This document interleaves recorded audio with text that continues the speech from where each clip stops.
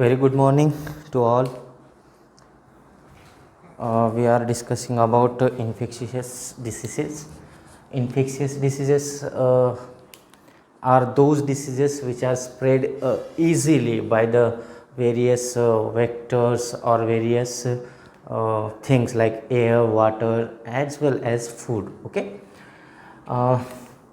Yesterday we are discussed about cholera.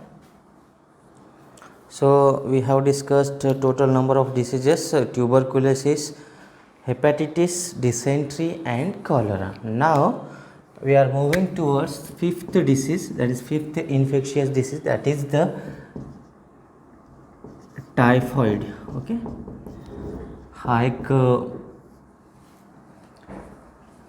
Disease आहे जो infectious डिसीजमध्ये categorise होतो. टायफॉईड सगळ्यांना ओळख आहे याची, सगळेजण ओळखता याला, कधी ना कधी कोणाला होतच असतं. हे का होतं हे आपल्याला बघायचं आहे. तर this is also a kind of bacterial disease. याला कोणता डिसीज म्हणू आपण? बॅक्टेरियल डिसीज आहे हा पण. ओके. आणि याचा जो आता जसं की आपण सांगितलं पॅथोजन याचा काय असेल, मग बॅक्टेरिया आहे. बॅक्टेरिया कोणता बॅक्टेरिया आहे? आपण सांगितलं होतं सॅल्मोनेला टायफी. ओके, हा आहे याचा कॉझिटिव्ह एजंट किंवा कॉझल ऑर्गॅनिझम किंवा पॅथोजन. ओके, असं आपण म्हणू शकतो. कॉझिटिव्ह एजंट म्हणू शकतो, कॉझल ऑर्गॅनिझम म्हणू शकतो किंवा पॅथोजन असं देखील याला म्हणता येतं. सो हा बॅक्टेरिया तर पसरतो कसा? मोड ऑफ इन्फेक्शन काय आहे मग या डिसीजचं? या बॅक्टेरियाचं स्प्रेडिंग कशी होते बघा. मोड ऑफ इन्फेक्शन हे पण कॉमन टाईपचं आहे, म्हणजेच कंटामिनेटेड फूड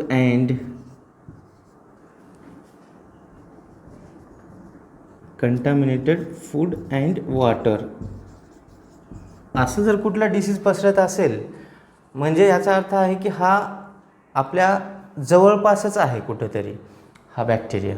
म्हणजे तो कधी पण आपण जेव्हा थोडंसं जरी आपण इग्नोर केलं, पाणी जर दूषित पाणी पिलं किंवा थोडंसं कंटॅमिनेटेड फूड जर कंझ्युम केला, हा डिसीज होण्याचे चान्सेस आपल्याकडं वाढतात. म्हणजे कारण का हा रेग्युलर सोर्स आहे, कॉमन सोर्स आहे.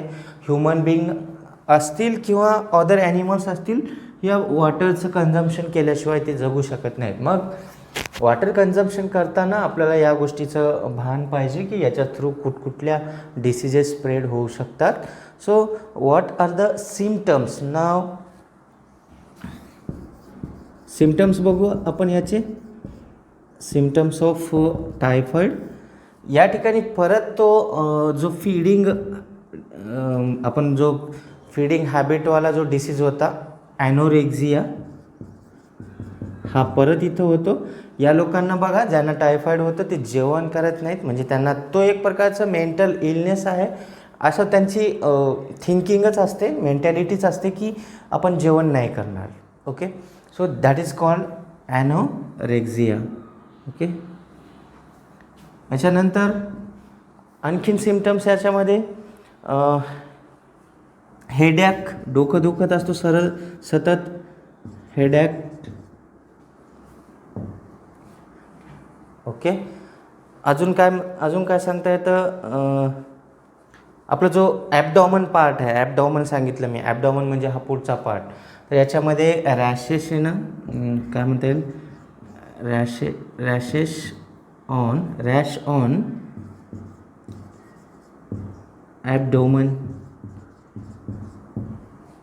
पोटदुखी वगैरे स्टार्ट होत असते. ओके.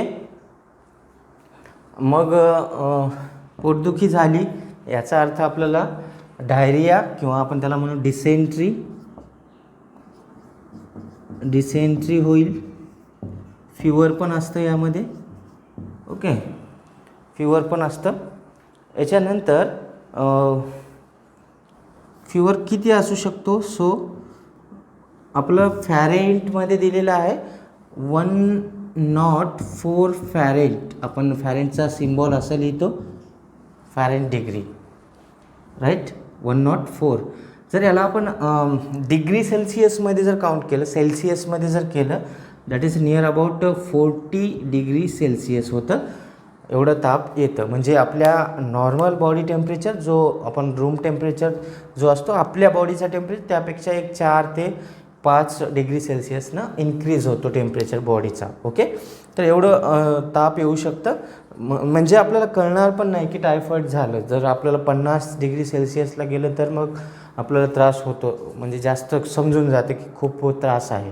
पण 40 डिग्री सेल्सिअसला गेलं की शरीर तर गरम वाटतं, पण या बाकीच्या ज्या सिम्पटम्स आहेत हे लक्षात घेणं गरजेचं आहे. ही हेडॅक कंटिन्युअसली होत असतं, ॲबडॉमन पोट दुखतं, समोरचा पार्ट जो आहे तो कंटिन्युअसली त्याच्यावरती रॅसेस असतात, असं गच्च धरतं, डिसेंट्री येईल म्हणजे बार बार आपल्याला जावं लागेल टॉयलेटला. तर या सगळ्या ज्या गोष्टी आहेत त्या सिम्पटम्स ज्या आहेत त्या टायफॉईडच्याच असतील. टायफॉईड जर झाला म्हणजे एक प्रकारचं आपल्याला सांगता येतं, आपण ह्याला घेतलं होतं कशामध्ये, ॲक्यूट टाईपचा डिसीज आहे. एकदा जर झाला तर आपल्याला जवळपास 1 महिनाभर तरी आपल्याला बसवतो घरी, राईट. तर अशा प्रकारचा डिसीज आहे हा. तर याच्यावरती काय प्रिव्हेन्शन असू शकतात, preventive measures, preventions and treatment. Prevention and treatment काय असू शकतील मग, इथं बघा कंटॅमिनेटेड वॉटर अँड फूड आहे. तर आपल्याला सांगता येतं की ड्रिंकिंग ऑफ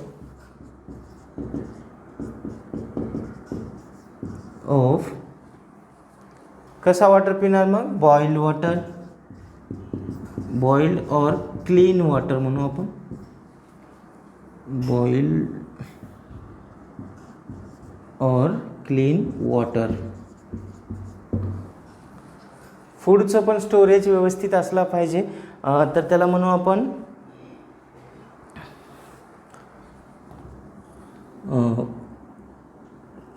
काय म्हणू, consumption of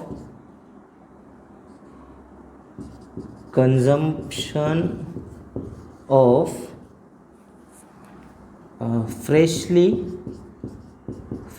prepared food. Okay, नीट बघायचं जेव्हा तुम्ही पॉईंट्स काढताय, कुठलं तरी वाक्य सोडून देताय अर्धवट कोणीतरी, असं पाहिलं मी काल. तर तसं नाही करायचं. ड्रिंकिंग ऑफ बॉइल्ड और ब्रॅकेट केलं आहे आपण clean water. Okay, consumption of freshly prepared food. याच्यानंतर सांगता येतं वॅक्सिनेशन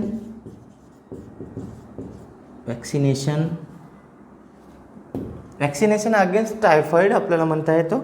याच्यानंतर आणखीन एक असतं सगळ्यात महत्त्वाचं, म्हणजे त्याला खाली घेऊया, दिसतंय तुम्हाला, प्रॉपर डिस्पोजल ऑफ सीवेज. आपल्या घरातून जे सांडपाणी बाहेर पडतं, खरकटं असेल, नालीचं पाणी असेल, गटाराचं पाणी असेल, याचं व्यवस्थापन जो आहे तो व्यवस्थित केलं पाहिजे. कारण त्याच्यामध्ये हे बॅक्टेरिया जे असतात जास्तीत जास्त सापडतात, कारण कंटॅमिनेटेड आहे, वेस्ट आहे. That is the sewage, that is domestic waste in the form of liquid. Okay, that is the domestic waste or sewage आपण त्याला म्हणू. सीवेज लक्षात ठेवायचं. डोमेस्टिक वेस्ट जो पाणी आहे, सांडपाणी, घरगुती सांडपाणी जे नाल्याच्या द्वारे आपण बाहेर सोडतोय, त्या पाण्याचं व्यवस्थित म्हणजे व्यवस्थापन जो आहे, डिस्पोजल करण्याचं पद्धत चांगली असली पाहिजे. ओके, त्याला कुठं वाटेत लिकेज होता कामा नये कोणाच्या एरियामध्ये, किंवा कुठंही सोडून देणं किंवा नदीमध्ये सोडून देणं, तेच पाणी परत पिण्यासाठी वापरणं. These are the some things which are we can't ignore them. Okay, so proper disposal of sewage. So these are the some diseases which are given in a box. Now I had given yesterday some homework for you. तर मला कोणी तरी पाठवलं, एका दोघांनी काहीतरी पाठवलं homework करून. त्यामध्ये त्यांना मी सांगितलं होतं की या डिसीजेसच्या तुम्हाला काढायचे होते कॉझिटिव्ह एजंट्स. त्याच्यानंतर त्याचं स्प्रेडिंग, ओके, कसा स्प्रेड होतो, किंवा पॉझिटिव्ह एजंट आणि थोडेफार सिम्टम्स जरी सांगितलं, निदान तुम्ही त्याचं पॉझिटिव्ह एजंट. मग मी कोणते कोणते सांगितलं होतं तुम्हाला, डिसिजेस दिल्या होत्या.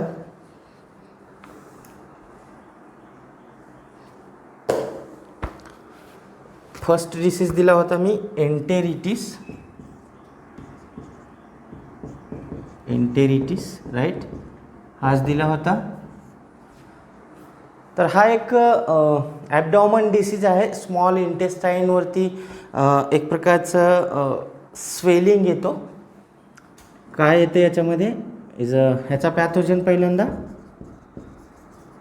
पॅथोजन काय आहे तर फूड पॉयझनिंगमुळे होणारा डिसीज आहे. म्हणजे यामध्ये क्लोस्ट्रिडियमच्या काही स्पेसीज असतात, क्लोस्ट्रिडियम, ओके, क्लोस्ट्रिडियम स्पेसीज.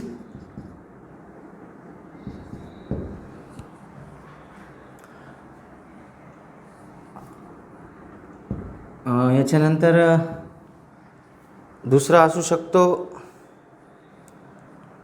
सेरेशिया नावाचा एक बॅक्टेरिया आहे, सेरेशिया, तर bacterial species, okay, all are the bacterial species. म्हणजे हा डिसीज कसा आहे, बॅक्टेरियल डिसीज आहे, बॅक्टेरियल डिसीज. याच्यानंतर हा जो आहे पसरतो कसा, mode of infection, okay, mode of infection याचं काय असतं, कंटामिनेटेड, परत तेच contaminated water and food, okay, water and food. याचे सिम्पटम्स काय दिसतात, सिम्पटम्स असतात ॲबडॉमन